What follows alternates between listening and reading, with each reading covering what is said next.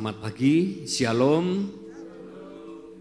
Baik Bapak Ibu, kita akan segera memulai ibadah kita di pagi hari ini. Ya, suatu anugerah yang luar biasa untuk kita semuanya. Boleh kembali bersama-sama berhimpun berkumpul untuk memuji dan meninggikan nama Tuhan. Sebelum kita memasuki pujian kita yang pertama, saya mengajak untuk kita semuanya menundukkan kepala dan kita akan berdoa. Haleluya. Tuhan Bapa di surga, sungguh kami bersyukur untuk pagi hari ini. Suatu kesempatan yang luar biasa untuk kami semuanya. Di pagi hari ini Tuhan, kami boleh kembali bersama-sama hadir, berhimpun. Kami boleh dalam keadaan yang baik, luar biasa ini karena semua anugerah-Mu.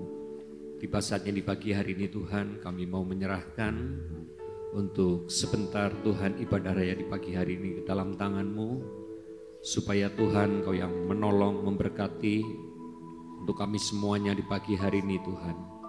Kami mau bersama-sama mengundang Kau terlebih dahulu hadir di tengah-tengah kami, supaya Tuhan hadirat-Mu itu nyata, pengurapan-Mu turun atas kami semuanya, turun atas gereja-Mu, turun atas seluruh jemaat Tuhan di tempat ini.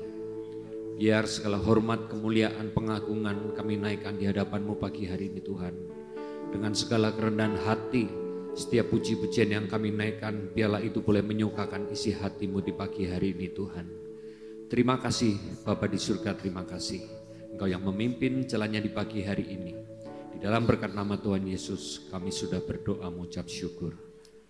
Amin. Kita mau angkat pujian kita yang pertama. Haleluya.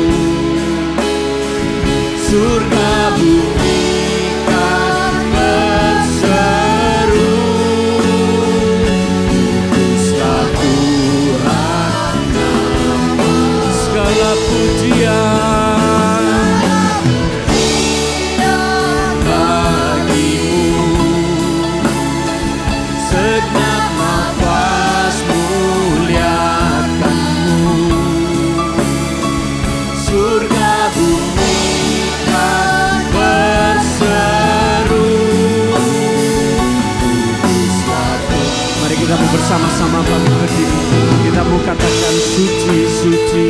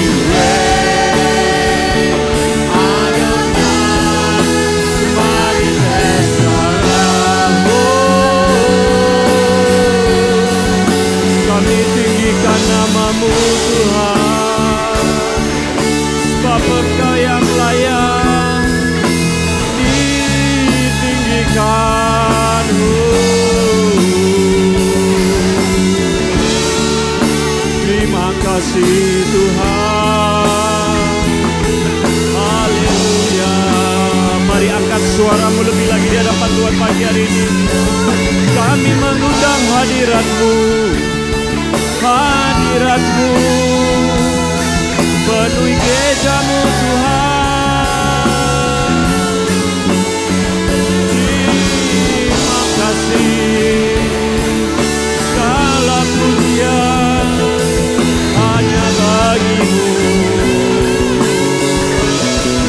suara kami boleh menaik di hadapan-Mu pagi hari ini Tuhan.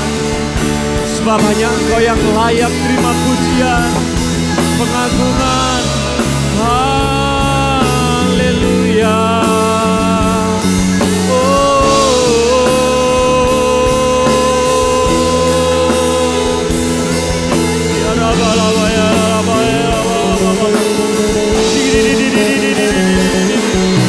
Kami mengundang hadirat-Mu Tuhan, turun atas kami. Haleluya. Kami bersyukur untuk kebaikan-Mu dalam hidup kami Tuhan. Anugerah yang terbaik yang boleh kami terima, terima kasih.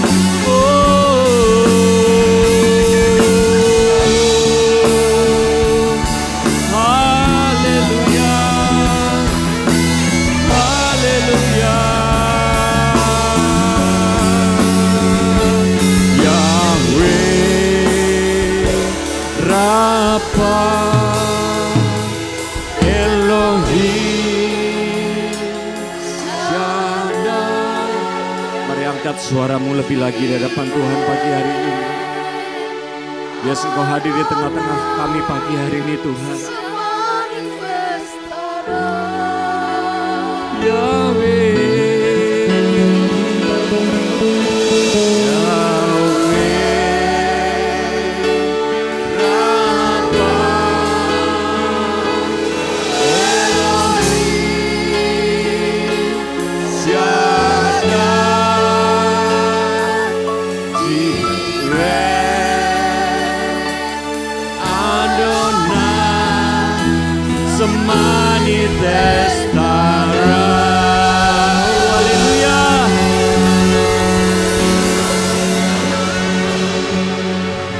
Engkau adalah Allah kami Tuhan, Allah Yahweh, Allah Rapa, Allah Elohim. Di pagi hari ini Tuhan kami mau terus meninggikan nama-Mu lebih lagi. Sebab Engkau layak menerima segala pujian, hormat, kemuliaan. Layak diagungkan setinggi-tingginya sebab Engkau adalah Raja di atas segala raja. Terima kasih Tuhan untuk pagi hari ini. Di dalam nama Tuhan Yesus kami sudah berdoa mengucap syukur. Haleluya. Amin. Bapak Ibu bisa berikan sorak-sorai yang meriah lebih lagi kepada Tuhan kita. Haleluya. Kalau kita mengandalkan manusia itu ada batasannya, betul saudara? Tapi kalau kita mengandalkan Tuhan di dalam setiap langkah hidup kita, itu akan kekal selama-lamanya. Kita mau angkat pujian ini ya, dengan penuh sukacita, kita mau bergoyang, mau berjoget bagi Tuhan. Gandol Gusti.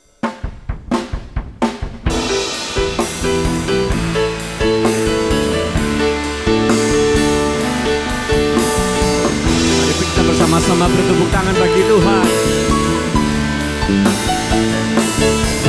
Gandol Gusti, Gandol Gusti, Gandol Gusti. Saben dina, dina wangi, Gandol Gusti. Sekali lagi yo. Gandol Gusti, Gandol Gusti, Gandol Gusti.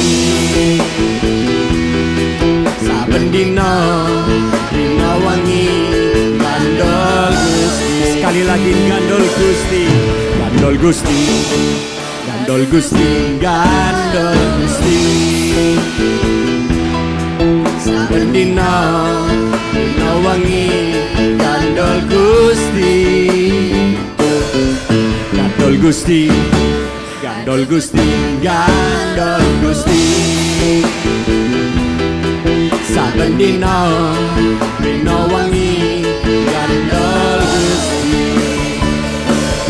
Kula amung pracaya ora bakal cilaka, nanging uripku mulya salaminya katakan atiku, atiku rasa tentrem, atiku saya seneng.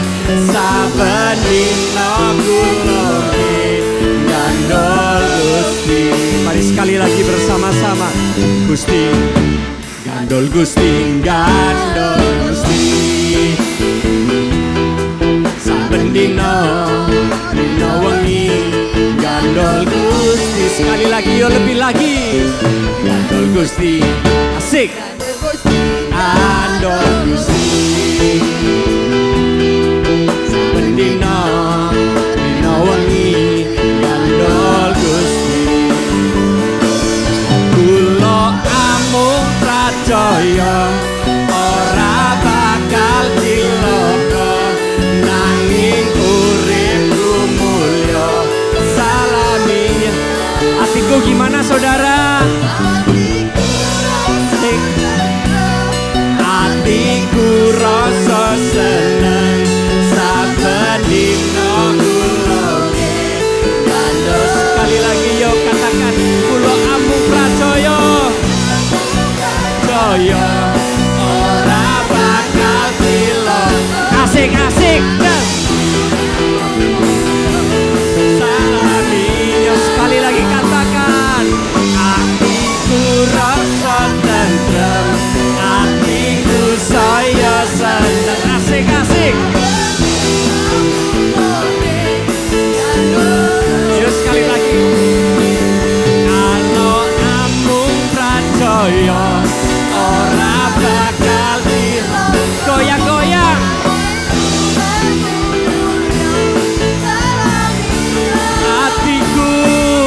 Hatiku rasa tenang, hatiku saya senang saben dina kula gandol Gusti, saben dina kula gandol Gusti, saben dina kula gandol sinten? Gandol Gusti.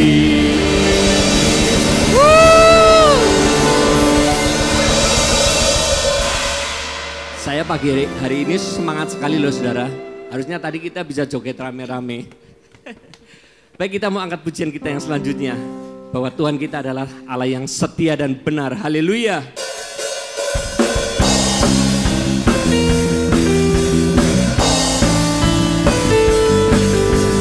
Bersama-sama bertepuk tangan lagi, lebih lagi.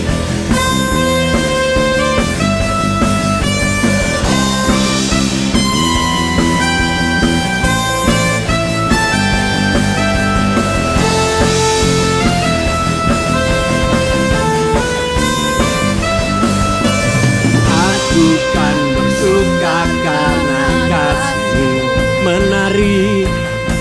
menari memuji kebesaran-Mu. Nah, Kau yang terhebat, layak ditinggikan. Sorak sebab Engkau Allah yang setia dan benar. Katakan tak pernah tinggalkanku, selalu bersamaku. Yesus, Kau sumber kekuatan, amin. Ku hidup untuk menyenangkan-Mu, haleluya.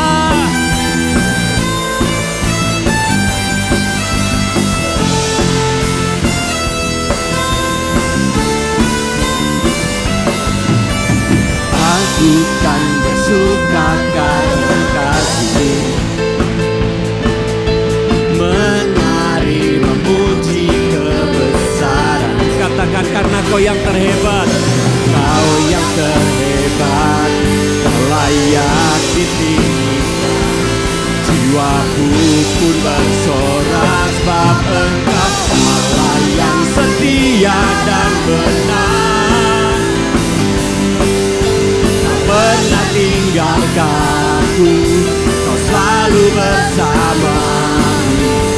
Yesus, Kau sumber kekuatan, hidup untuk sekali lagi. Allah yang setia, Allah yang setia dan benar. Dia tak pernah tinggalkanku, Kau selalu bersamaku. Yesus, Kau sumber kekuatan, untuk menyenangkan-Mu.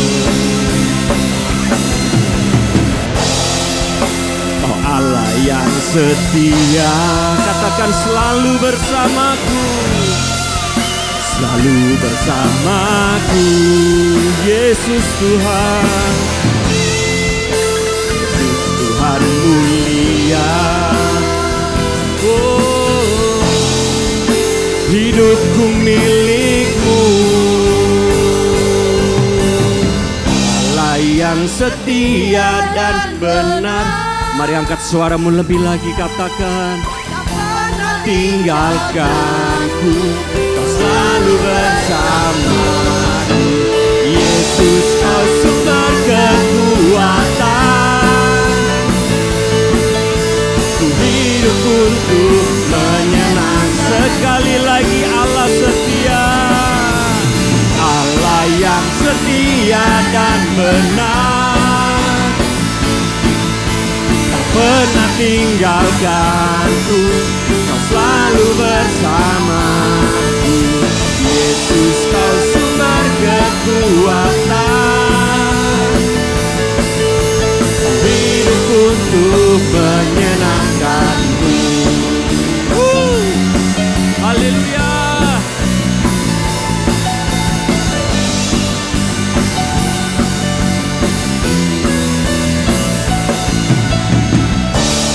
Haleluya.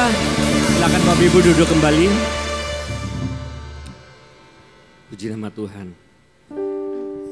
Ya, apapun hari-hari ini yang menjadi pergumulan kita, kesulitan kita. Mungkin Bapak Ibu hari ini ada yang dalam keadaan sakit, tidak kunjung sembuh.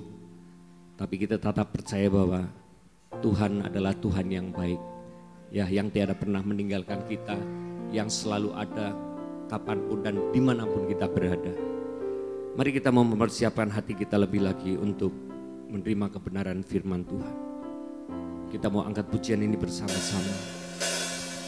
Bapa yang baik Tuhan dalam hidup kami.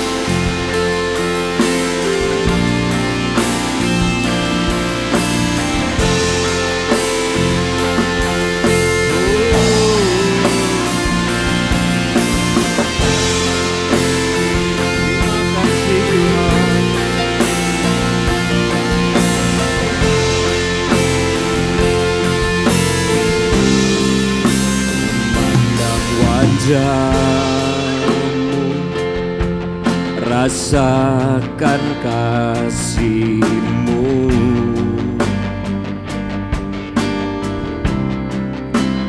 tinggal dekat-Mu setiap saat di dalam hidupku.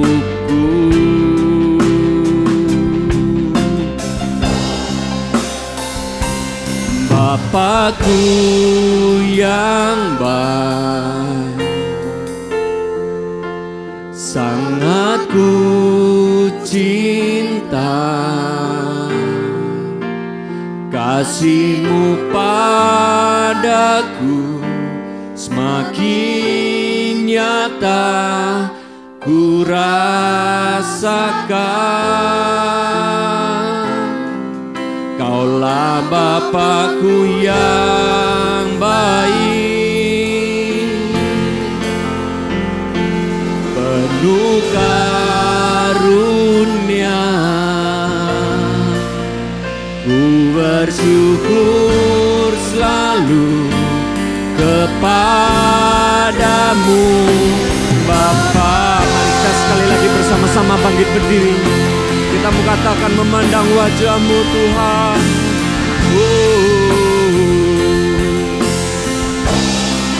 Memandang wajah-Mu, rasakan kasih-Mu. Katakan tinggal dekat-Mu Tuhan, dekat-Mu setiap saat di dalam hidupku.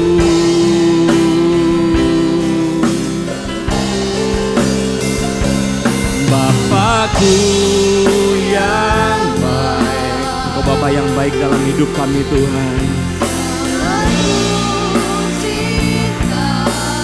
Mari katakan kasih-Mu, kasih-Mu padaku semakin nyata ku rasakan.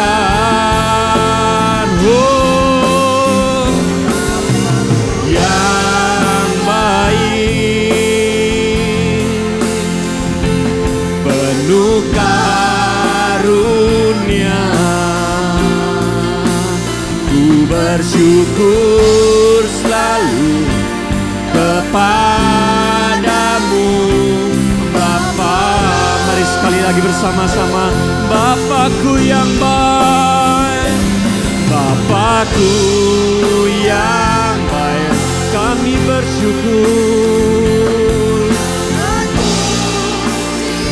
Terima kasih Tuhan. Padaku semakin nyata ku rasakan Kaulah Bapakku.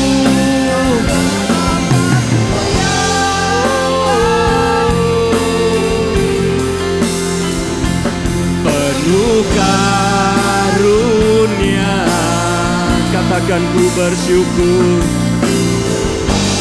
selalu kepadamu Bapa.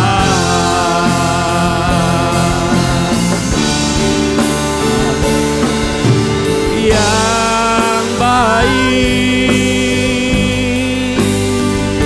sangat ku cinta,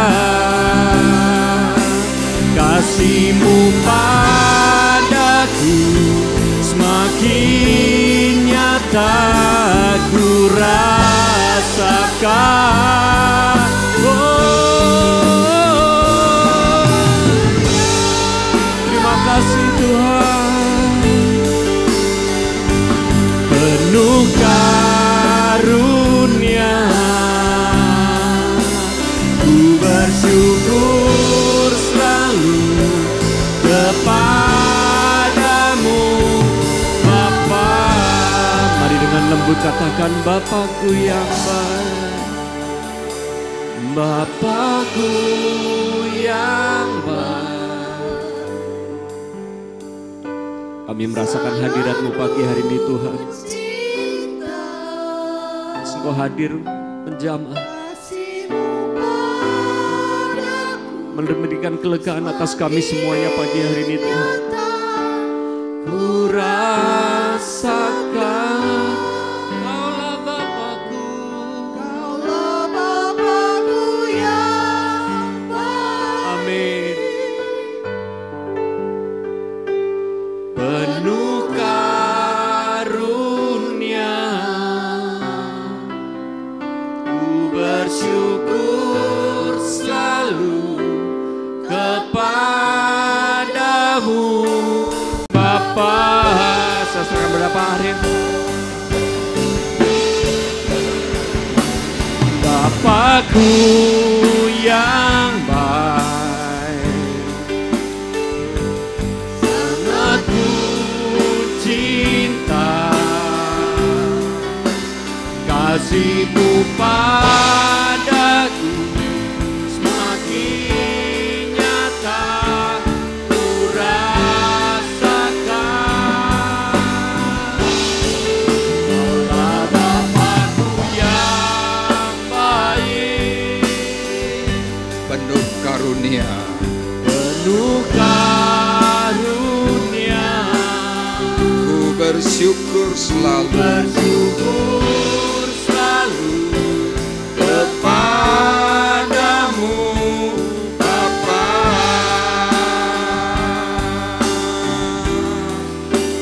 ku bersyukur selalu kepadamu Bapa.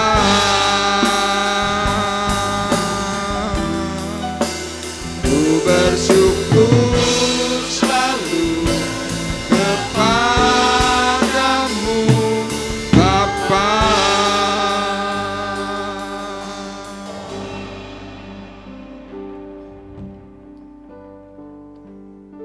Terima kasih kepada Tuhan yang hidup. Terima kasih kepada Tuhan yang memberikan kasih dan pertolongan. Terima kasih kepada Tuhan, karena Tuhan sudah memberikan pemeliharaan. Dan pagi hari ini Tuhan, kami bersama-sama memberikan ucapan syukur kami dari dasar hati kami.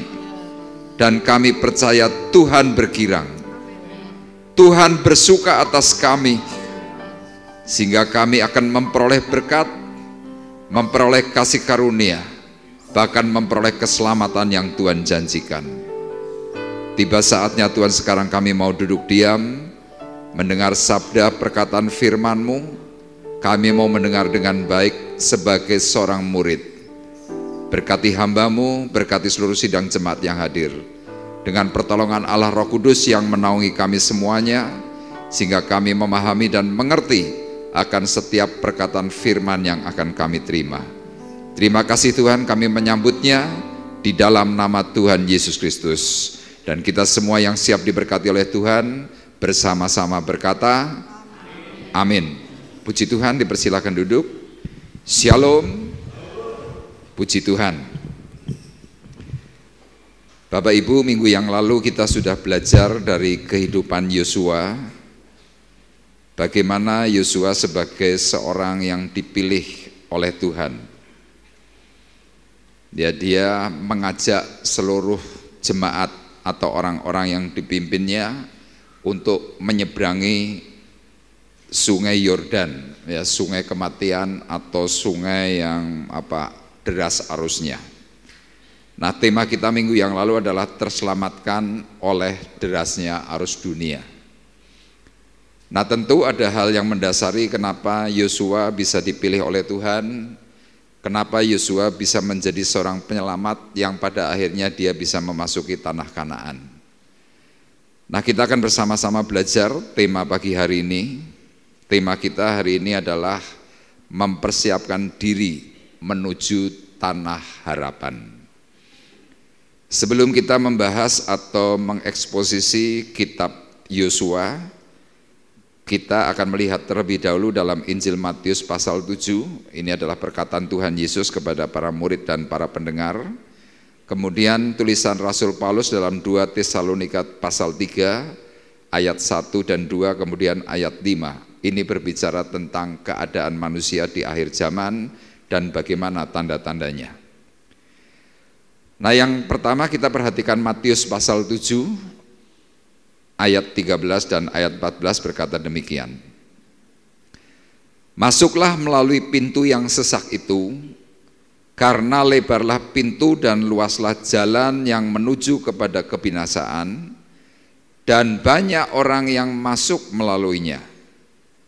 Karena sesaklah pintu dan sempitlah jalan yang menuju kepada kehidupan, dan sedikit orang yang mendapatinya. Kalau Bapak Ibu dahulu waktu mungkin masih kecil pernah diajar oleh guru-guru sekolah minggu, lagu pujiannya berkata, di dalam dunia ada dua jalan, lebar dan sempit, boleh kau pilih. Yang lebar api, jiwamu mati, tapi yang sempit hidup abadi. Ya, pujian ini terus terngiang-ngiang. Kenapa dasar pujian ini perlu diberikan kepada anak-anak sekolah minggu, ya termasuk kita yang pernah bersekolah minggu? Karena ini memang adalah bagian yang penting. Nah, banyak orang di dunia lebih memilih jalan yang lebar. Semuanya inginnya serba mulus, semuanya serba baik, semuanya serba cemerlang. Tetapi Tuhan berkatanya beda. Dia sekali lagi berkata, masuklah melalui pintu yang sesak itu, pintu yang sempit. Kenapa kok harus melalui pintu yang sempit? Karena memang jalan menuju surga bukan berarti pintu surga itu sempit, bukan begitu Bapak Ibu. Tetapi jalan menuju surga itu perlu sebuah usaha. Tanpa usaha, tanpa keinginan yang kuat, Firman ini berkata, sesaklah pintu. Kenapa? Orang pasti berdesak-desakan. Dan kemudian dikatakan juga, sempitlah jalan yang menuju kepada kehidupan. Makanya kalau di dunia kita kadang-kadang disuruh untuk melakukan hal-hal yang bersifat rohani, kita pasti merasanya malas. Merasanya kita, buat apa ya terlalu rohani. Kan di dunia harusnya semuanya yang serba enak. Tapi Tuhan berkata kalau kita semuanya ingin semuanya serba enak, segala sesuatunya itu mulus, di sini ada sesuatu yang mengerikan. Apa itu? Kebinasaan. Nah, perkataan Yesus di dalam Matius pasal 7 ini adalah perkataan awal pada waktu Yesus pertama kali terjun di dalam pelayanan. Ya, kalau nanti Bapak Ibu belajar di dalam Injil Matius mulai dari pasal 5, pasal 6, pasal 7, kemarin di hari Rabu saya sampaikan pasal yang ke-8. Ya, di situ Yesus berbicara tentang hidup bahagia. Hidup bahagia kemudian bisa diraih melalui ibadah, melalui doa, melalui puasa, mulai memberikan kasih kepada setiap orang. Dan yang kemudian ketika orang itu sudah mulai bisa memperlengkapi apa yang Tuhan katakan, dalam Injil Matius pasal 7 ayat 12-14 itu berbicara tentang jalan yang benar. Nah, Tuhan amat sangat ingin sekali supaya kita semuanya yang sudah melakukan ritual ibadah, kita harus memiliki jalan yang benar. Nah, tetapi rupanya jalan yang benar itu tidak mudah. Makanya lihat, ketika kita sekarang sudah menjadi orang-orang yang sungguh berusaha, ternyata gangguan itu muncul. Nah, gangguan-gangguan itu muncul kapan? Di akhir zaman. Minggu yang lalu saya sudah ceritakan, gereja itu bergejolak.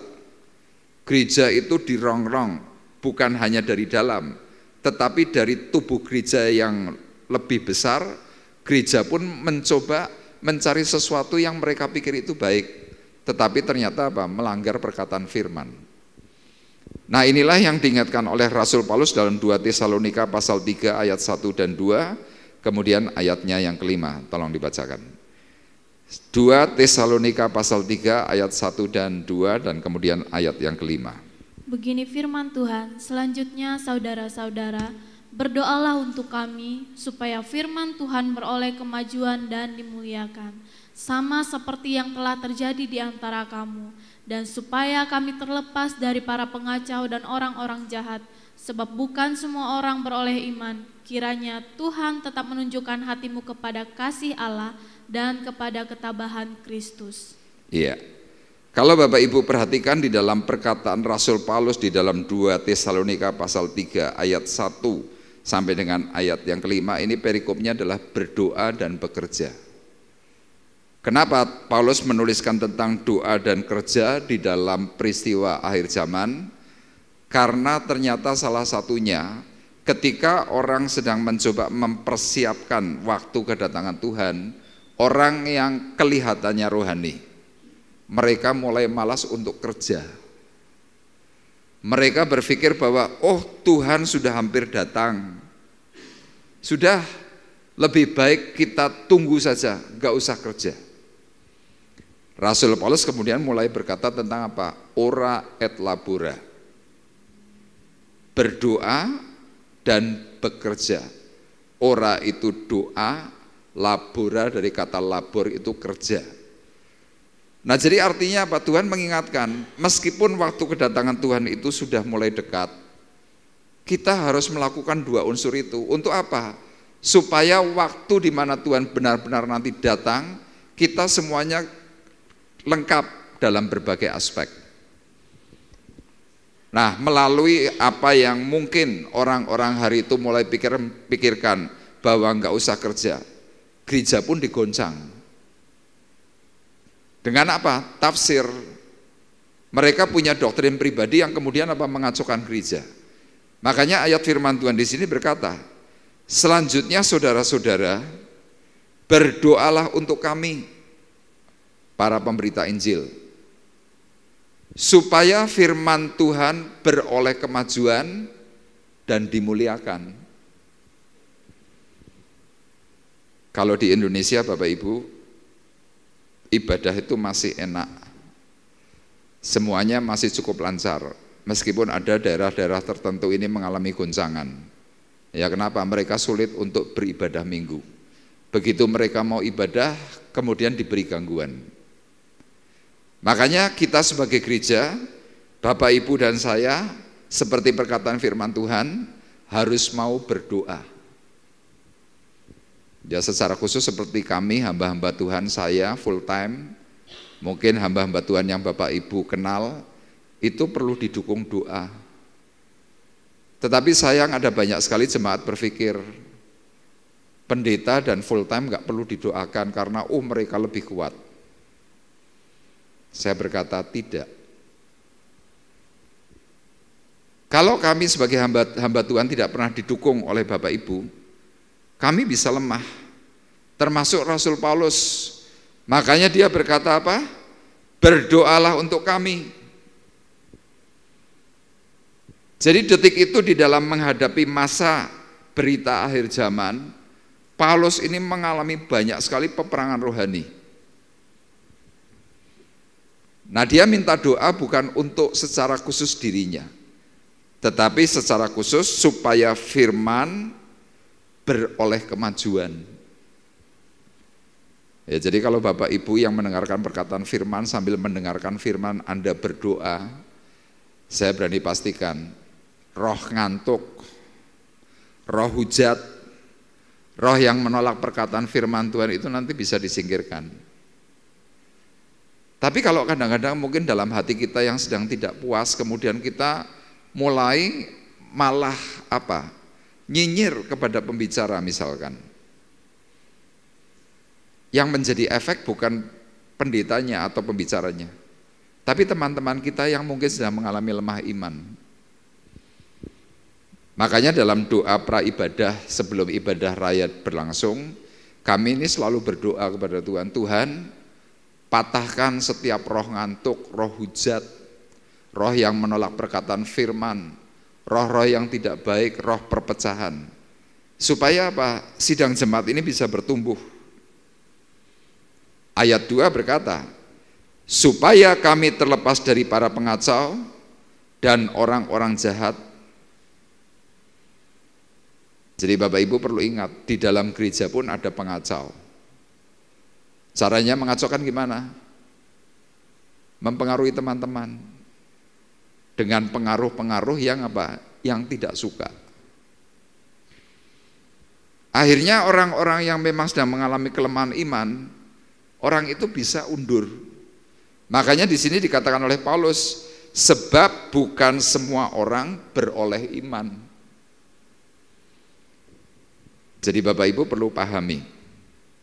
Dan doanya Paulus untuk sidang jemaat dikatakan dalam ayat 5. Kiranya Tuhan tetap menunjukkan hatimu kepada kasih Allah dan kepada ketabahan Kristus. Makanya dari 2 perikop, yang pertama dari Injil Matius 7, kemudian dalam 2 Tesalonika pasal 3 ini, disinilah tema atau judul firman Tuhan pagi hari ini, mempersiapkan diri menuju tanah pengharapan. Seperti halnya Bapak Ibu kalau mau pergi, ya, saya percaya Anda semua pasti siap-siap. Siap uang, siap pakaian, semuanya dipersiapkan. Kalau ada yang ketinggalan terus gimana? Kita pasti langsung, aduh.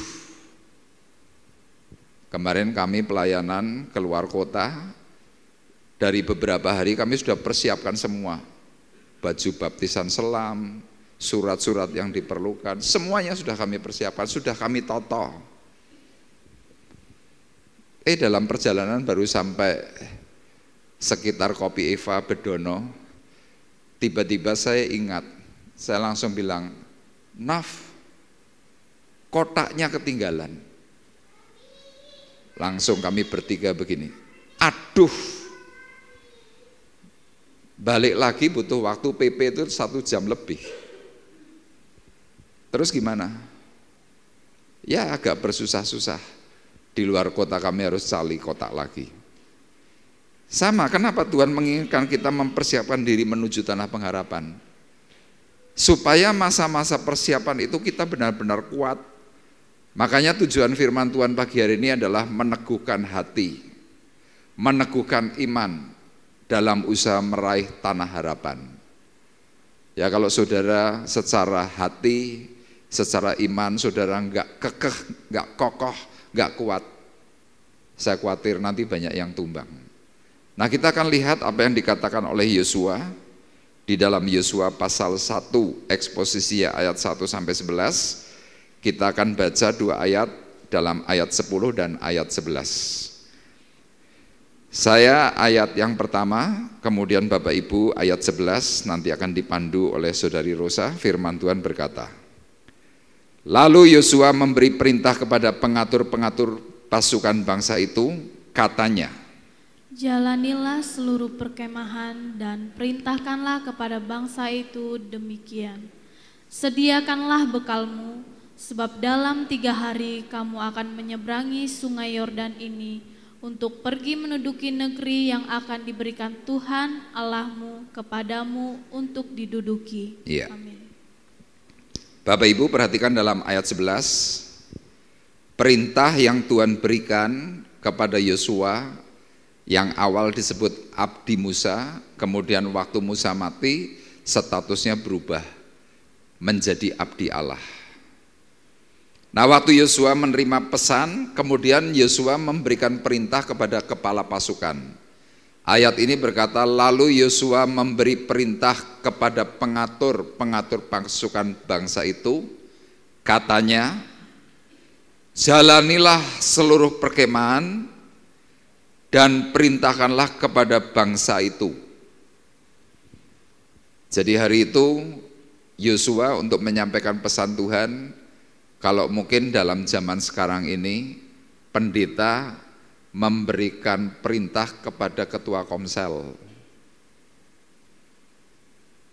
para PKS tolong sampaikan. Nah, para PKS ini datang ke rumah-rumah. Untuk apa yang disampaikan? Firman ini berkata, sediakanlah bekalmu.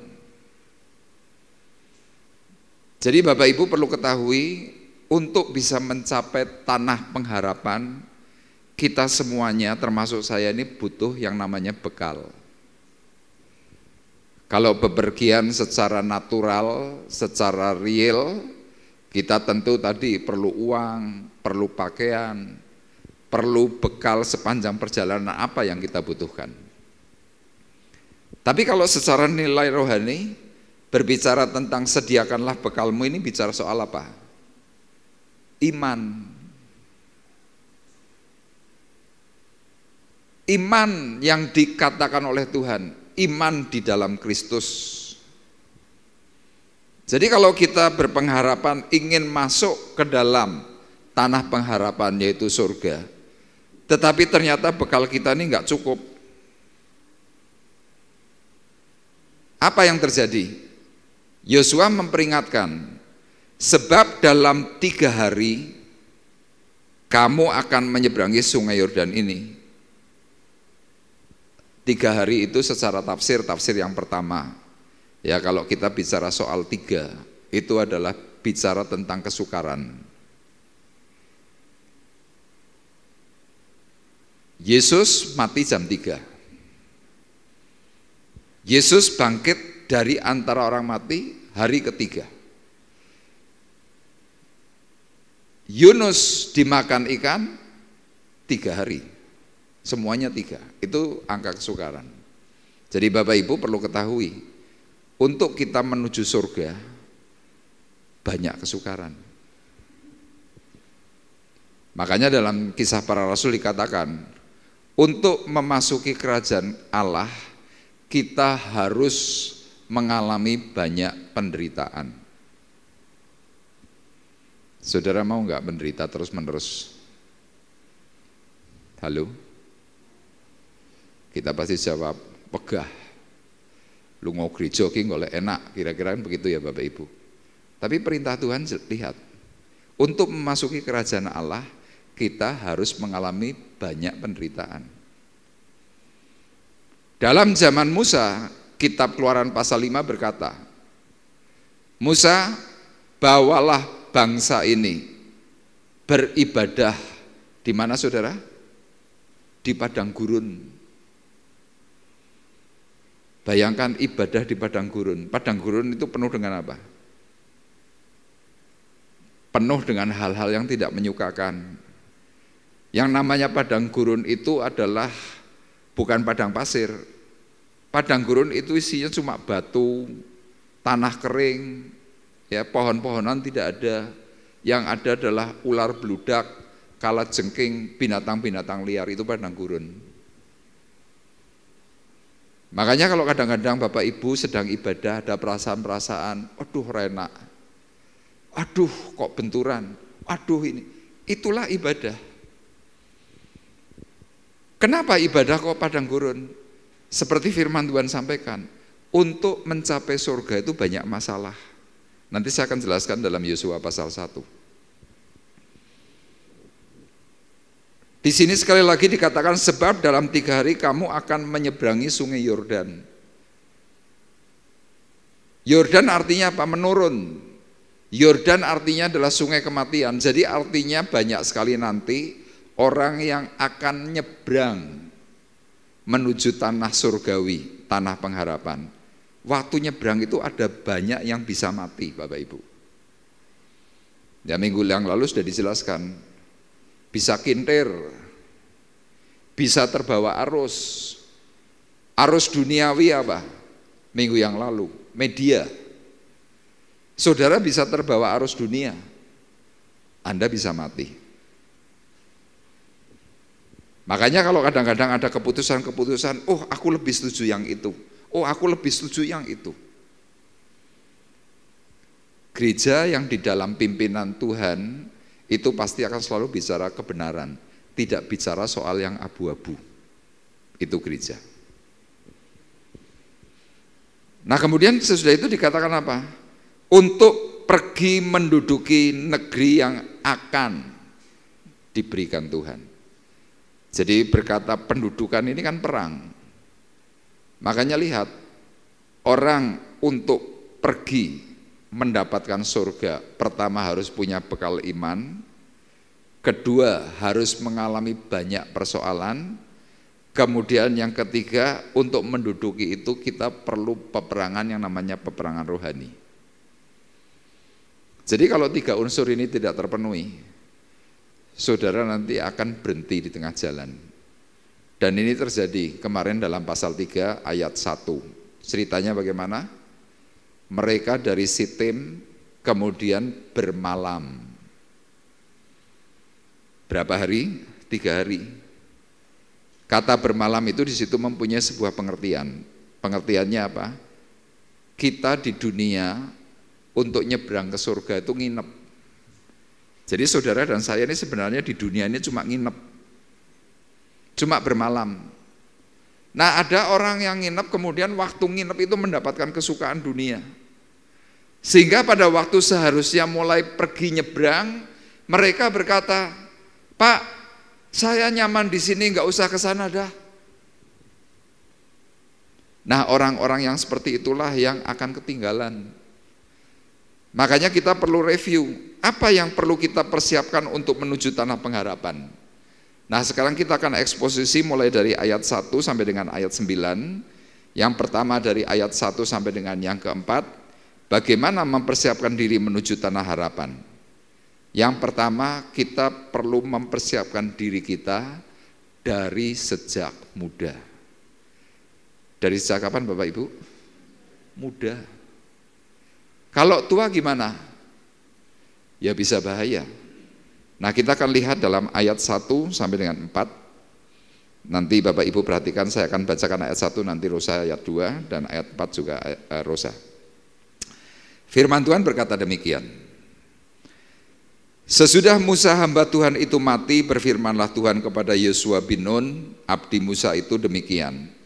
Hambaku Musa telah mati, sebab itu bersiaplah sekarang, seberangilah sungai Yordan ini, engkau dan seluruh bangsa ini menuju negeri yang akan kuberikan kepada mereka, kepada orang Israel itu.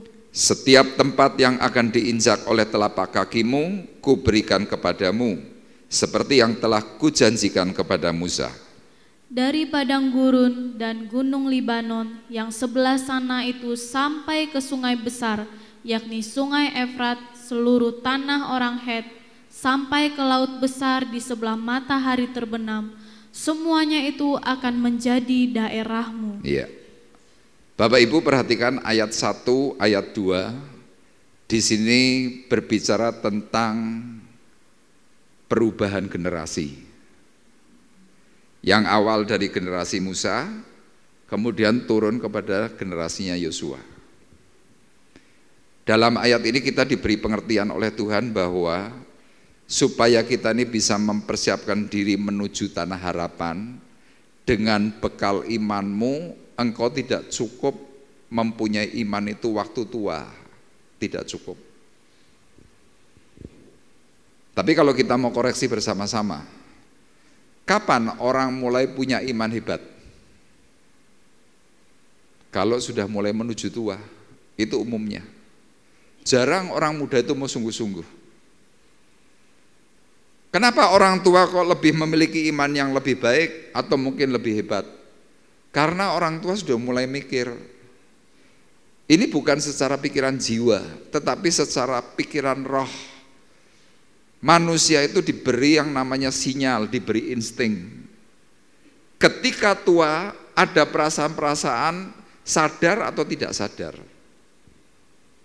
Aku delok neh mati, kira-kira gitu. Nah sekarang kalau kita masing-masing yang menuju tua itu sebentar lagi mati, apa yang kita lakukan? Sudah jalan terbaik itu tadi menuju hal yang rohani. Makanya dalam Injil Yohanes dalam surat Korintus dikatakan, yang mula-mula bukanlah yang rohaniah, tetapi yang jasmaniah. Jadi manusia hidup segala sesuatunya itu pasti rata-rata yang jasmaniah. Ini yang diunggul-unggulkan. Baru nanti kalau sudah menuju tua, rohaniahnya muncul. Makanya kita cukup kesulitan kalau untuk ngajak orang muda ibadah. Orang muda untuk ibadah selalu berkata apa? Aku nggak bisa bangun pagi-pagi. Aku males bangun. Aku gini, gitu, dan lain sebagainya. Nah kita akan review sebentar, tolong tampilkan ayat firman Tuhannya dalam Yosua pasal 3. Bapak Ibu perhatikan. Yosua pasal 3 ayat 1. Ini ayat yang perlu kita bersama-sama ingat untuk kita bisa memiliki semangat. Yosua 3 ayat 1. Bapak Ibu perhatikan. Yosua bangun pagi-pagi. Yosua umur berapa pada waktu dia mulai menjadi seorang pemimpin? Secara tafsir, umur Yosua hari itu sudah sekitar 60 tahun menjadi seorang pemimpin. 60 tahun, 70 tahun kurang lebih. Tapi sejak kapan Yosua itu bisa menjadi seorang abdinya Musa, kemudian menjadi abdi Allah? Sejak muda.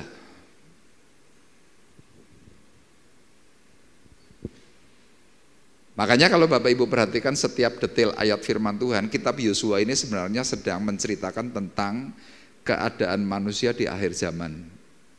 Ini kitab Yosua.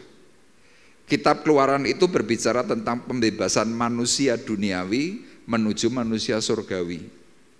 Itu kitab Keluaran.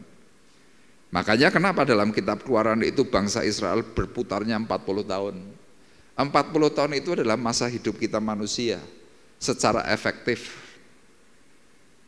Dalam ayat-ayat firman Tuhan diceritakan tentang apa? Selama 40 tahun berputar karena pemeliharaan Tuhan, sepatu mereka tidak pernah rusak.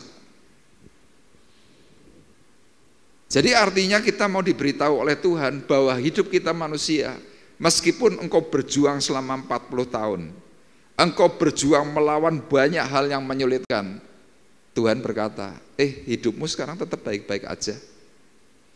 Itu gambaran. Nah, Yosua sebagai seorang abdi Musa waktu itu, dikatakan dalam firman Tuhan, Yosua itu setia kepada Musa sejak muda. Makanya kita berbicara tentang kesetiaan. Kapan seseorang itu di dalam hal rohani bisa menjadi seorang pemimpin? Waktu engkau setia. Teman-temannya Yosua pada waktu selesai ibadah, selesai mengadakan penyembahan, waktu itu kemah suci itu masih sebagai kemah yang berpindah-pindah. Orang lain sudah masuk ke kemah masing-masing. Tetapi Yosua secara pribadi hari itu ketika Musa masih berdoa, Yosua tuh tunggu di pelataran, dia enggak geming. Dia tidak tinggalkan kemah sampai semuanya selesai. Terus siapa Yosua? Secara tafsir Yosua itu cuma sebagai abdi yang membawakan ember air untuk pembasuhan kalau Musa itu mau masuk ibadah, cuma itu tok. Cuma membawa itu tok. Itu Yosua. Yosua khotbah enggak? Enggak. Yosua jadi pemimpin pujian? Tidak. Tapi lihat, firman Tuhan berkata, Tuhan melihat hati. Engkau boleh pandai, engkau boleh pinter, engkau boleh melakukan banyak hal. Tapi kalau engkau tidak mempunyai kesetiaan, jangan harap engkau bisa menjadi seorang yang dipilih oleh Tuhan. Meskipun engkau pandai. Makanya lihat kadang-kadang dalam gereja ini kan penuh masalah kalau misalkan seseorang tidak diberi tugas, njaluk tugas. Kalau seseorang mungkin tidak diberi sesuatu yang mungkin sebagai penampilan marah. Di dalam Tuhan acuannya tidak seperti itu. Makanya kalau kita berbicara tentang kemah suci, di dalam kemah suci itu ada yang namanya 7 kaki dian. 7 kaki dian itu berbicara tentang apa? Tentang terang, tentang teladan. Kadang ada dian, api itu menyalanya itu mulap-mulap, terlalu besar. Dan biasanya tugas seorang imam atau imam besar langsung ambil gunting emas, api yang menyala besar itu dipotong. Supaya apa? Apinya itu stabil dan harmonis. Gereja itu butuh keharmonisan. Amin. Gereja enggak butuh ada orang-orang wah hebat, menonjol paling menonjol. Gereja enggak butuh itu. Gereja butuh harmonis, gereja butuh stabil. Kenapa? Masing-masing punya fungsi. Jadi tidak boleh seorang gembala merasa yang paling hebat, enggak boleh. Seorang pemusik lebih hebat, tidak boleh. Seorang pelayan Tuhan yang lain lebih hebat, tidak boleh juga. Semuanya stabil. Di bawah apa? Pimpinan Tuhan.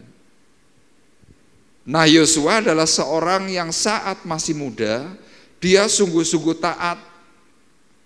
Dia sungguh-sungguh mengikuti apa yang Tuhan katakan melalui kepemimpinannya Musa. Bertahun-tahun cuma bawa ember. Bertahun-tahun cuma bawa ember sama apa? Anduk. Itu Yosua. Nah, dari kepemimpinan Musa, yang Musa hari itu adalah seorang yang juga pandai berperang, Yosua bisa ikut perang. Makanya apa? Sebuah pelatihan itu penting. Tidak bisa segala sesuatu ngerti-ngerti menonjol. Wih, hebat, enggak bisa.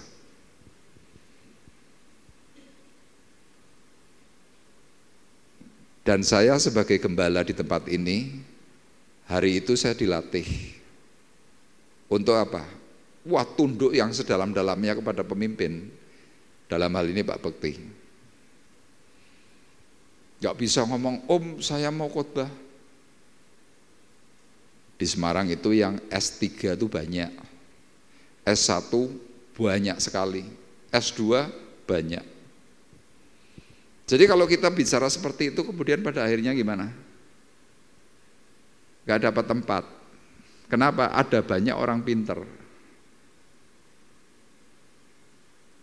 Terus apa yang saya lakukan? Cuma setia. Dah itu tok. Saya yang lalu pernah saya ceritakan, saya dulu melayani di gereja pusat itu diawali cuma jadi seorang operator sound system. Ibadah gereja pusat itu dimulai jam 5:30. 4:30 saya sudah datang, noto alat, semuanya dites. Ibadah pagi itu selesainya hampir kira-kira jam 11 siang. Seluruh jemaat sudah pulang, saya harus lagi noto kabel. Sampai di rumah kira-kira mungkin hampir jam 12. Nanti yang ibadah sore jam 5, saya harus datang paling enggak jam 3:30, noto lagi, persiapan lagi. Dapat pujian enggak? Enggak. Pernah jadi singer enggak? Enggak pernah. Terus saya ngapain lagi, Pak? Oh, saya rajin doa pagi. Saya rajin datang ibadah-ibadah yang disediakan oleh gereja. Pernah komplain enggak? Enggak pernah. Saya cuma tunduk. Pak Bekti selalu mengajarkan, enak atau tidak enak, keputusan pemimpin harus tunduk. Ada pertanyaan, kalau pemimpinnya salah, pemimpin bertanggung jawab kepada Tuhan. Dah cuma itu toh. Itu selalu saya ingat. Jadi hari itu saya tidak menonjol, tidak kelihatan di permukaan. Tapi tiba-tiba Pak Bekti berkata, Arif, kamu layani Temanggung ya? Saya bilang, loh Om nggak pernah lihat khotbah saya. Om nggak pernah lihat pelayanan saya. Iya, Om nggak pernah lihat. Tapi ada banyak yang cerita. Itu. Sama saudara nanti boleh baca di dalam kitab Keluaran, kitab Yosua. Siapa Yosua? Tadi di awal saya berkata, Yosua diawali dengan predikat abdi Musa. Kalau Musa kan disebutnya bukan abdi. Musa disebutnya hamba Tuhan. Yosua, abdi Musa, jongosnya Musa. Tapi kenapa tiba-tiba dia bisa menjadi seorang pemimpin hebat? Taat, setia, benar. Taat, setia, benar. Firman pasal 3 tadi berkata, Yosua bangun pagi-pagi, lalu berangkat dari Sitim. Apa arti Sitim? Sitim itu artinya akasia. Akasia itu pohon yang dimana setiap kali ada tanah yang ada pohon akasianya, pasti tanah itu subur. Kenapa? Pohon akasia itu menyerap air. Nah, orang-orang Israel pada waktu itu mereka itu tidur di daerah Sitim, daerah makmur. Nah sama, kalau kita sebagai anak Tuhan yang merasa bahwa, oh aku makmur di dunia, aku tidak memikirkan apa yang nanti menuju surganya bagaimana, itu enggak dipikirkan, itu yang paling bahaya. Nah ayat ini menceritakan tentang apa? Bermalam tadi. Kenapa saya memberikan poin yang pertama ini, bahwa untuk mempersiapkan diri menuju tanah harapan harus persiapkan diri dari masa muda. Karena rewardnya beda. Makanya saya berulang kali saya berkata kepada teman-teman rekan-rekan saya full time di tempat ini, saya bilang kepada Rosa, kepada Arif, kepada Novi, saya bilang saya bangga kepada kamu. Mereka tanya, kenapa Om bangga? Iya, orang lain di masa muda mereka hura-hura, orang lain di masa muda mereka kejar karir. Kamu di sini dapat apa? Yang dapat cuma satu cercaan. Pujian ada? Enggak ada. Tapi di hadapan Tuhan rewardnya itu loh. Itu yang hebat. Makanya saya selalu berkata kepada mereka, jangan sampai tinggalkan pekerjaan Tuhan. Jangan. Dan saya sangat percaya suatu hari kelak nanti ini 3 orang yang masih muda-muda ini, saya percaya, kalau sungguh-sungguh pasti bisa jadi pemimpin hebat. Dan saudara juga sama, saudara bisa menjadi seorang pemimpin hebat. Contohnya siapa? Yosua. Dia bukan siapa-siapa, dia bukan orang terpelajar, dia bukan orang terdidik, dia dari masyarakat biasa. Dari keluarganya Nun, dah cuma itu tok. Tapi lihat, dia setia, bawa ember, bawa anduk. Untuk siapa? Hambanya Tuhan. Makanya ketika Musa mati, predikat baru muncul. Hamba Allah, Yosua hamba Allah. Amin.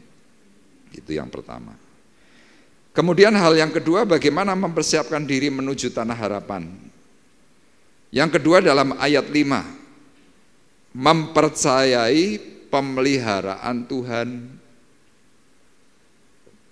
Sama saudara, kalau mau hidup menuju tanah harapan, memang hari ini banyak gonjang-ganjing Bapak Ibu. Problem di mana-mana, ekonomi sulit, usaha banyak yang nyungsep.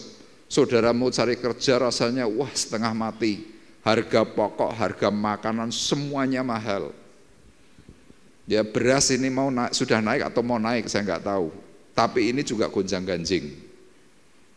Ya kemarin di video ada berita Sekretaris PBB mengingatkan kepada negara-negara dunia untuk 5 tahun mendatang sampai dengan nanti tahun 50 itu neraka dunia.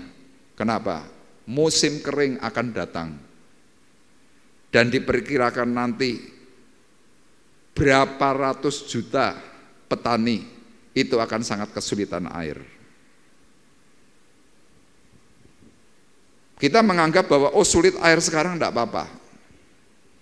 Tapi begitu musim kering tiba, petani pasti menjerit. India yang kemarin 52 derajat suhunya, Bangkok 43 derajat, Semarang waktu panas kemarin itu sampai 43 derajat siang hari jam 1. Jam 4 sore itu loh Semarang tuh masih 39 derajat. Bapak Ibu bisa bayangkan. Ini masa sulit. Kenapa kita untuk menuju mempersiapkan diri ke tanah harapan perlu mempercayai pemeliharaan Tuhan? Kenapa? Itu janjinya. Dalam ayat 5 perhatikan. Seorang pun tidak akan dapat bertahan menghadapi engkau seumur hidupmu. Seperti aku menyertai Musa, demikianlah aku akan menyertai engkau. Aku tidak akan membiarkan engkau dan tidak akan meninggalkan engkau. Yang sepakat katakan amin. Anak Tuhan meskipun masanya itu sulit. Seperti tadi saya katakan, kitab Yosua ini kan menceritakan tentang keadaan akhir zaman untuk orang ini loh, segera menuju surga. Masanya jelas, di dalam zaman masa Yosua hidup itu memang semuanya juga sudah serba sulit. Kenapa? Karena itu memang sebagai sebuah gambaran, makanya Alkitab kita disebut dengan kitab nubuat. Dan tanda-tanda zaman itu tidak akan pernah hilang, pasti akan muncul terus. Nah, di sini saya tuliskan, Tuhan membuktikan janji pemeliharaannya dengan disertainya Musa sepanjang hidupnya sampai matinya. Jadi pemeliharaan Tuhan, kalau Bapak Ibu perhatikan dalam kitab Keluaran, siang hari Tuhan beri tiang awan. Kenapa? Supaya tidak terlalu panas. Saudara perlu tahu kalau di Timur Tengah secara khusus di Mesir, ya itu kalau panas yang sedang panas-panasnya, misalkan Rembang tengah hari jam 12, itu rata-rata bisa 45 sampai 50 derajat. Bapak Ibu bayangkan, Temanggung terakhir cuma 32-33 derajat saja, orang Temanggung berkata, aduh panas sih, aduh panas sih, aduh panas sih. AC sampai enggak mempan. Lah kalau 45 sampai 50 derajat terus gimana?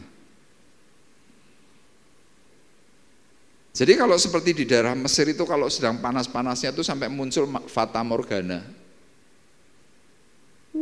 Bisa terjadi penglihatan kayak ada oase, ada penglihatan kayak ada banyak pohon. Ternyata waktu disamperi lu kering kerontang. Tapi lihat pemeliharaan Tuhan, Tuhan kirim yang namanya tiang awan. Jadi waktu bangsa Israel itu bergerak bersama Musa, tiang awan itu ngikuti, nutupi matahari, jadi suasananya jadi redup, enak, sejuk. Ya mudah-mudahan Temanggung bisa jadi kota sejuk karena dilindungi oleh Tuhan. Kenapa ya memang masih sejuk? Terus malam hari dalam cerita kitab Keluaran ada tiang api. Jadi di daerah Timur Tengah, secara khusus di daerah Mesir, kalau panas itu ekstrim, malamnya dinginnya juga ekstrim. Bapak Ibu bisa bayangkan dari 43, 45 derajat, 50 derajat di siang hari, tiba-tiba di malam hari itu bisa 8 derajat, bisa 5 derajat, bisa 10 derajat. Coba Bapak Ibu kalau kena musim pancaroba, ya antara Juni, Juli, Agustus itu kan pancaroba.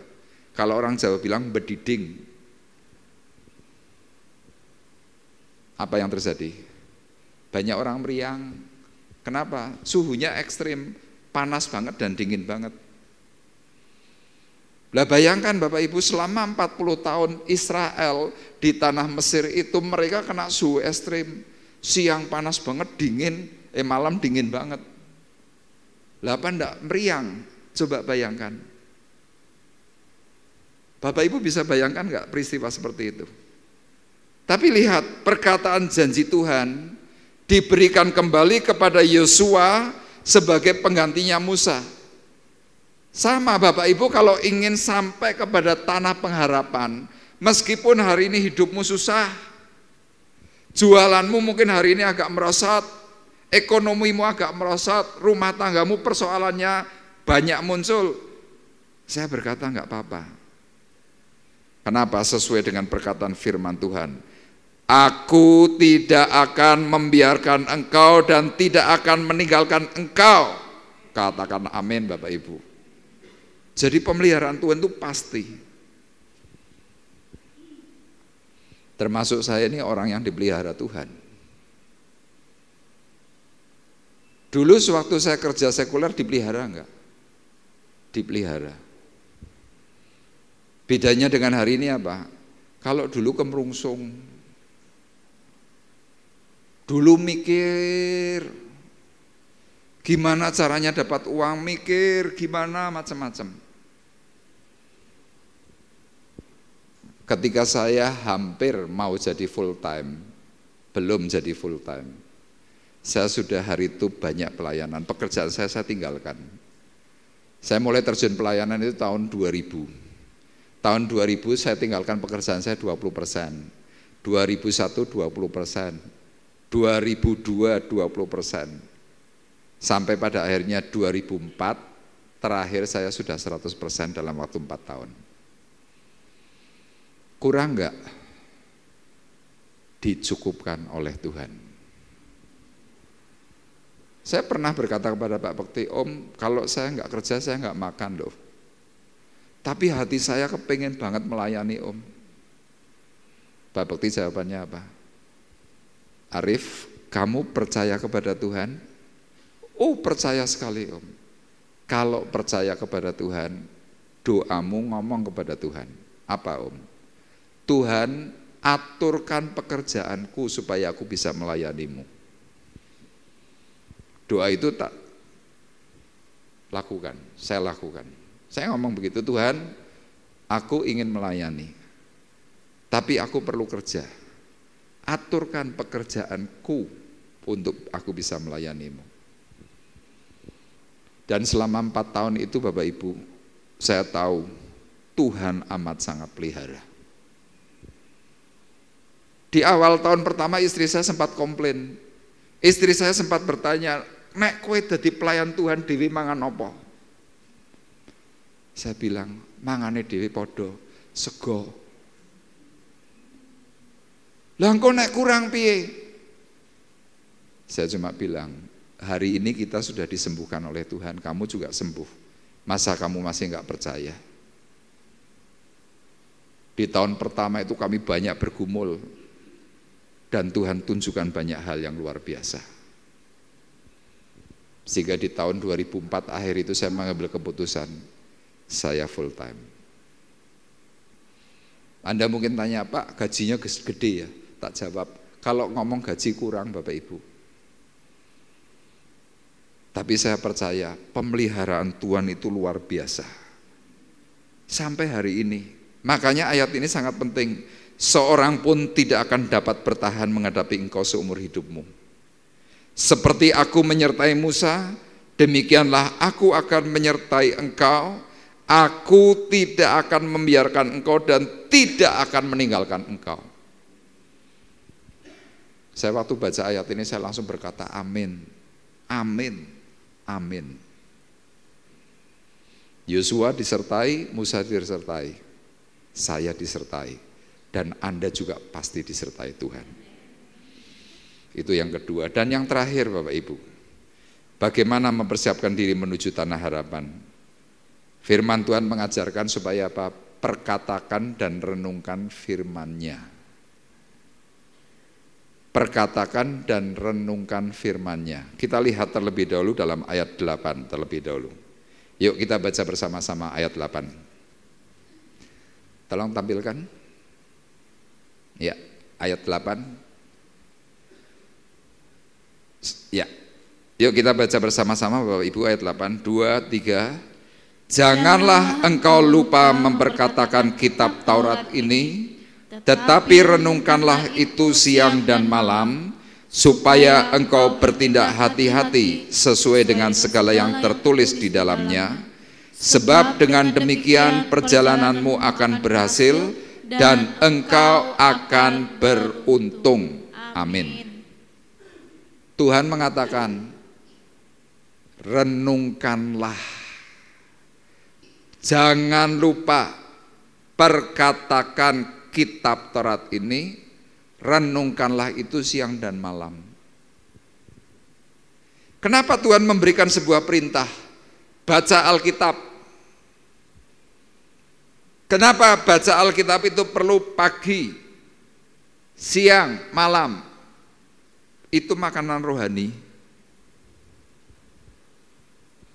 Sekarang pertanyaannya begini, kenapa sih ya kok Tuhan memberikan perintah kok baca Alkitab, bukan misalkan mandi gitu enggak?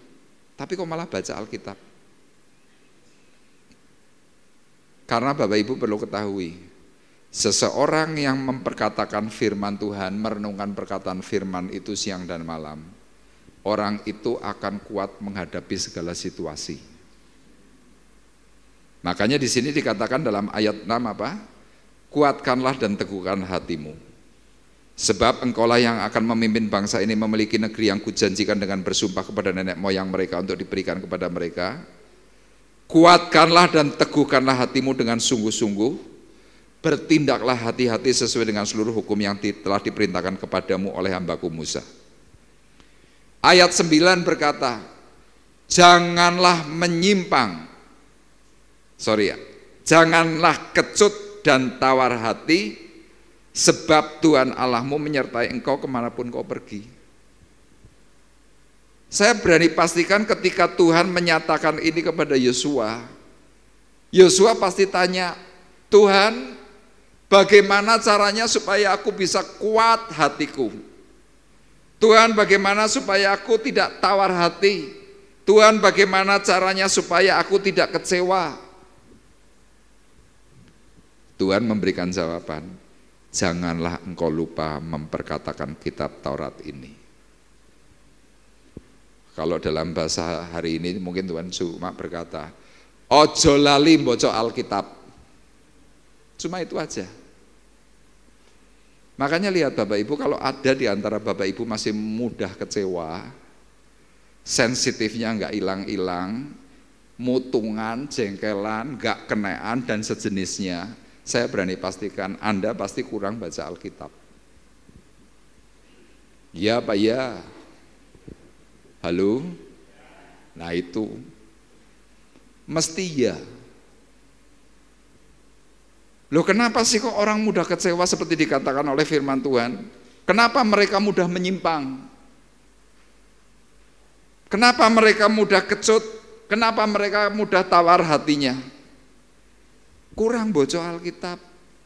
Kalau bahasa hari ini dirubah, kalau ada orang-orang kecewa, jengkel, mutungan, jawabannya apa?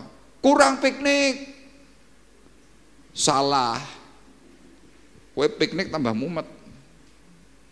Tapi lihat, kita dibawa oleh dunia dengan hal-hal pikiran simpel, kurang piknik. Lah coba saudara piknik. Engkau sing lagi gawe loro atimu ngerti-ngerti melu. Terus piye? Aku melu yo. Terus yang lagi kecewa karena dikecewakan sama si A ngerti. Oh si A melu, nek ngono aku ora sida melu. Ah tambah mangkel toh. Lah terus piye? Untuk menghilangkan itu semua gampang. Baca Alkitab. Yuk kita katakan bersama-sama 2, 3. Baca Alkitab. Lebih keras lagi. Baca Alkitab. Lebih keras. Baca Alkitab. Anda pasti menang. Loh saya berani ngomong begini kan saya punya pengalaman juga. Saya berulang kali kepada Bapak Ibu kan ceritakan dulu saya ini sensitif. Ora kepenaan. Kalau mau melakukan sesuatu mikir, aduh kok nek kayak tersinggung kenapa ya piye ya. Akhirnya ngalah untuk sesuatu yang seharusnya tidak perlu saya lakukan. Tapi saya tahu firman Tuhan berkata, Injil adalah kekuatan Allah yang menyelamatkan bagi setiap orang percaya. Makanya saya sangat menghimbau kepada Bapak Ibu, obat sakit hati, obat kecewa, obat penyimpangan dan lain sebagainya. Kalau engkau ingin berhasil, engkau ingin beruntung, engkau mau bertindak hati-hati, jawabannya simpel, baca Alkitab. Dah itu tok. Dan ketika nanti suatu hari tiba-tiba Tuhan mau panggil hidupmu, tulisan RIP, Rest in Peace, itu benar-benar ada di dalam wajahmu. Orang mati di dalam Tuhan, mati ya gini lah. Ora. Nah gitu. Anda ingin mati begini? Apa? Nah saya kepinginnya gini. Amin. Tuhan memberkati kita semua. Sekalipun ku berjalan dalam lembah kelam, namun tanganmu selalu menopang hidupku. Saat ku dalam ketakutan, Kau hadir di sisiku. Kau berkata, jangan takut, Kau beriku kemenangan. Kaulah Tuhan yang berjanji, tak sekalipun Kau ingkari. Kesetiaanmu sungguh terbukti di sepanjang hidupku. Untuk selamanya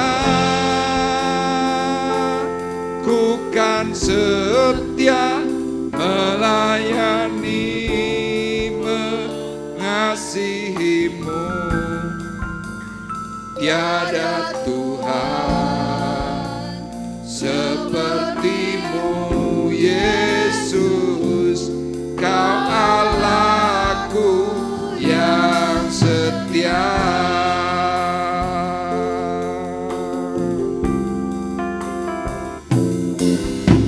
Sekalipun ku berjalan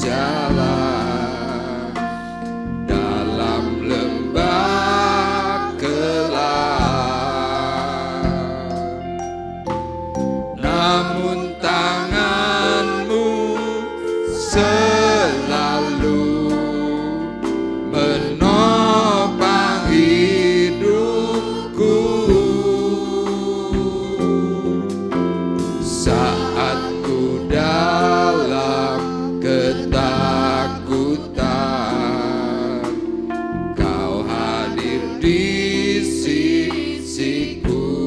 Kau berkata, jangan takut, Kau beriku kemenangan. Kaulah Tuhan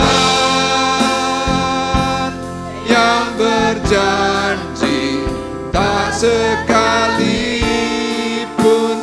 Kau ingkari kesetiaanmu, sungguh terbukti di sepanjang hidupku. Untuk selamanya bukan setia melayani, mengasihimu. Tiada Tuhan sepertimu, Yesus. Kau Allahku yang setia. Kaulah Tuhan yang berjanji, tak sekalipun Kau ingkari kesetiaanmu, sungguh terbukti di sepanjang hidupku. Untuk selamanya bukan setia melayani, mengasihimu. Tiada Tuhan sepertimu, Yesus. Kau Allahku yang setia. Kaulah Tuhan yang berjanji, tak sekalipun Kau ingkari kesetiaanmu, sungguh terbukti.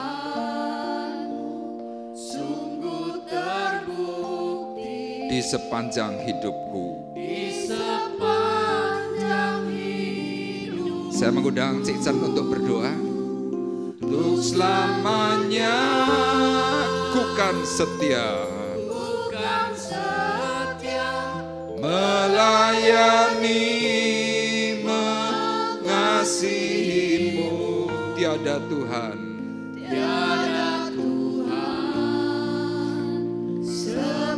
sepertimu, Yesus. Kau Allahku yang setia. Haleluya, Yesus. Terima kasih Tuhan. Benar Tuhan, bahwa Engkau Allah yang setia bagi kami, Allah yang sungguh mengasihi kami. Kasih karunia-Mu terus memberkati kami Tuhan. Kami bersyukur Tuhan memiliki Allah seperti Engkau, Allah yang luar biasa, Allah yang kami sembah, Allah yang kami selalu banggakan Tuhan. Kami bersyukur ya Bapa, kami bersyukur selalu Tuhan. Untuk saat ini Tuhan kami berdoa, Tuhan kiranya memberkati setiap hati kami, pikiran kami Tuhan. Untuk Engkau bungkus kami, penuhi kami dengan Roh Kudus-Mu Tuhan. Sehingga apa yang menjadi jalan kami Tuhan, biarlah Engkau pimpin dengan Roh Kudus Tuhan.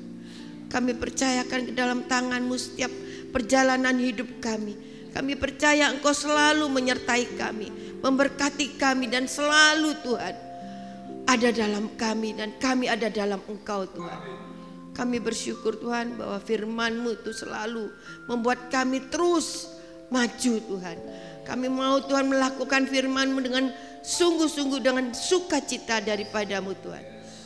Berkati juga hamba-Mu yang telah menyampaikan firman-Mu, urapi dan berkati keluarganya juga Tuhan.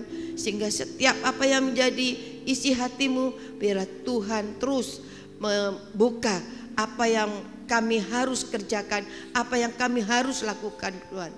Kami bersyukur Tuhan bahwa Engkau memberkati setiap jemaat GBT-KO Temanggung tempat ini, dan kami menyerahkan semua apa yang menjadi pergumulannya, apa yang menjadi doa-doanya Tuhan, seruannya Tuhan. Kiranya Engkau yang memberkati, memberi jalan keluar, kesembuhan dan sukacita, damai sejahtera daripadamu. Terima kasih Bapa, kami menyerahkan semua dalam tangan-Mu, hanya di dalam nama-Mu Tuhanku Yesus Kristus. Haleluya, amin.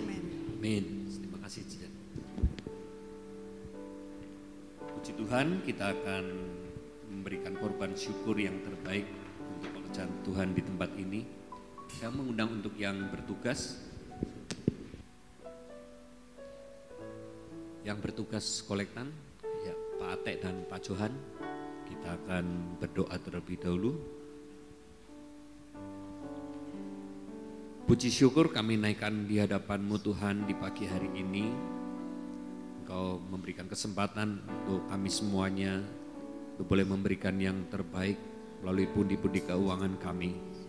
Biarlah apa yang kami berikan di pagi hari Tuhan kami persembahkan boleh menjadi pekerjaan Tuhan di tempat ini Tuhan, sehingga boleh menenangkan banyak jiwa. Tuhan boleh Tuhan memberikan pembangunan gedung, apapun yang menjadi kebutuhan di tempat ini Tuhan akan cukupkan dengan keuangan ini Tuhan. Terima kasih Bapak memberkati untuk petugas yang menjalankan di pagi hari ini. Di dalam nama Tuhan Yesus kami sudah berdoa mengucap syukur. Amin.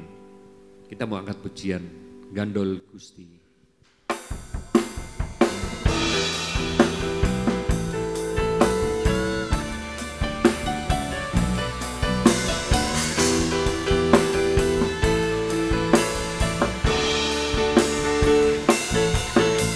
Gusti, Gandol Gusti, Gandol Gusti,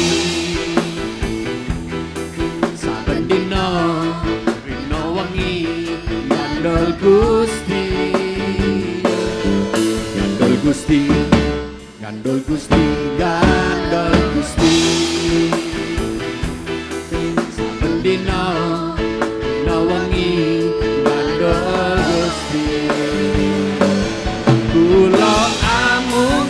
Percaya ora bakal cilaka, nanging uripmu mulya salaminya. Hatiku rasa seneng, hatiku saya seneng, saben dina kula Gandol Gusti. Kula amung percaya ora bakal cilaka, nanging uripku mulya salaminya.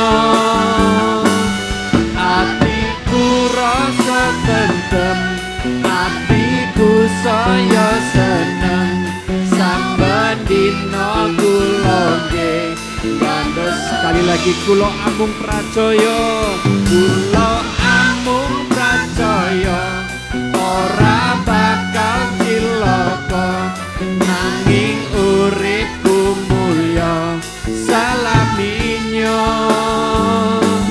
Atiku rasa tentrem, atiku saya seneng, saben dina kula nggih gandol Gusti.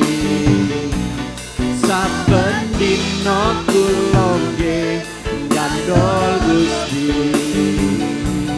saben dina kula nggih gandol Gusti. Terima kasih untuk persembahan yang sudah diberikan pagi hari ini. Ibadah kita pagi hari ini, kita akan bersama-sama bangkit berdiri, kita berdoa.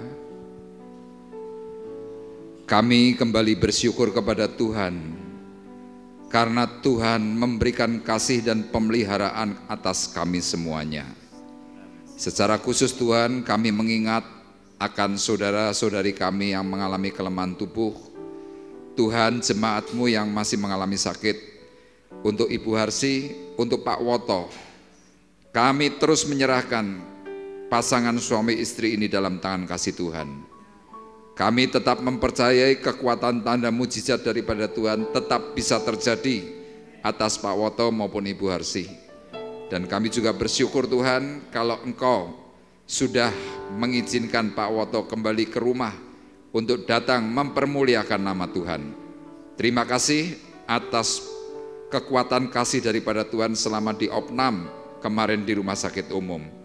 Dan kami percaya Tuhan, kasih dan pemeliharaan Tuhan yang ajaib tetap melingkupi Pak Woto dan Ibu Harsi. Terima kasih, kami juga berdoa untuk anak-anak kami yang sekolah.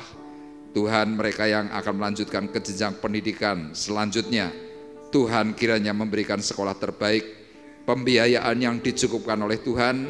Dan kami juga berdoa Tuhan untuk anak-anak kami yang di dalam kota maupun di luar kota, supaya Tuhan yang menghandle semuanya. Kami berdoa Tuhan untuk mereka yang mencari usaha dan pekerjaan, supaya Engkau juga menyediakan pekerjaan terbaik. Kami berdoa untuk anak yatim piatu, para janda, fakir miskin, supaya Engkau juga memberikan pemeliharaan. Dan pagi hari ini Tuhan kami berdoa untuk Ibu Lim Kuisyu yang berulang tahun, kiranya berkat damai sejahtera Allah turun menaungi hidupnya. Dan tiba saatnya Tuhan, sekarang kami mengangkat hati, mengangkat tangan kami di hadapan Tuhan. Tuhan, kami mau terima berkat-Mu, dan sidang jemaat Tuhan terkasih, marilah kita bersama-sama pulang dengan membawa berkat damai sejahtera Allah Bapa di surga. Pulanglah dengan membawa kasih karunia Tuhan Yesus Kristus. Di dalam persekutuan Roh Kudus, Tuhan memberkati engkau dan melindungi engkau. Tuhan menyinari engkau dengan wajah-Nya dan memberi engkau kasih karunia. Tuhan menghadapkan wajah-Nya kepadamu dan memberi engkau damai sejahtera. Mulai dari pagi hari ini sampai Maranatha datang yang kedua kali. Dalam nama Tuhan Yesus kami berdoa dan mengucapkan syukur kami. Dan kita semua yang diberkati oleh Tuhan bersama-sama berkata, amin. Amin. Terima kasih Yesus.